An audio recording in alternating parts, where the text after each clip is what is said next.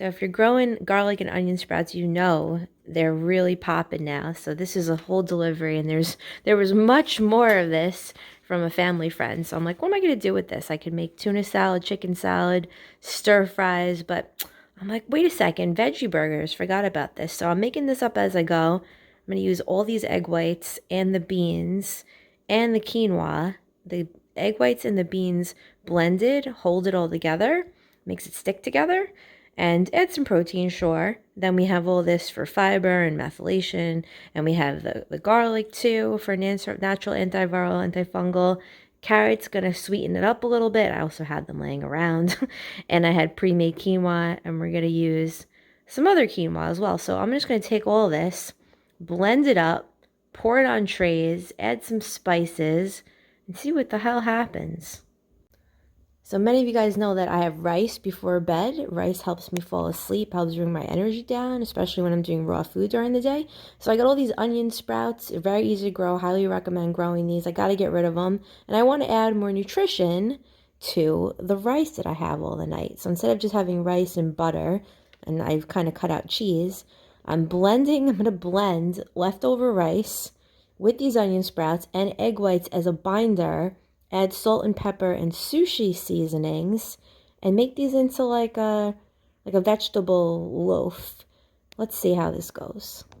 Blended up the rice, egg whites, carrot, and onion sprouts. Added taco seasoning, salt and pepper. And I'm going to put this in the oven at 400 so it gets a little crispy.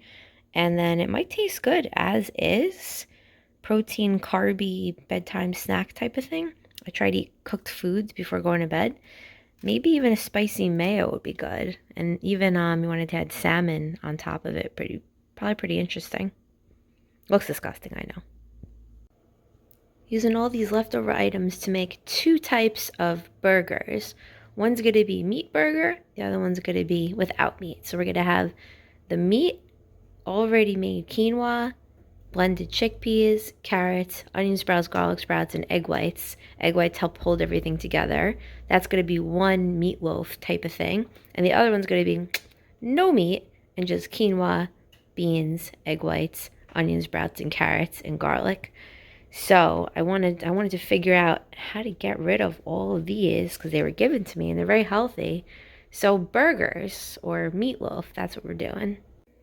Okay, now this is definitely not what I would call bread, but check out the consistency. It's kind of like pancake bread-like. It really has a fluffy like bread consistency. It kind of reminds me of the bread I was given when I went to Mateo's restaurant, or like naan.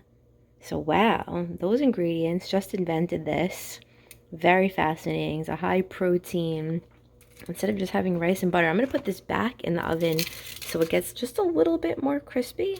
Because I love this crispiness. I put this in at 400.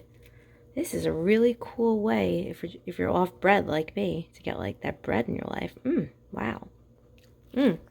This is the meat one. Looks pretty good. Tastes pretty good too. It's like a meatloaf. The meat, egg whites, a little quinoa, garbanzo beans, lots and lots and lots of onion sprouts, a little carrot, and lots of taco seasoning and salt and pepper. I'm dipping it in ketchup.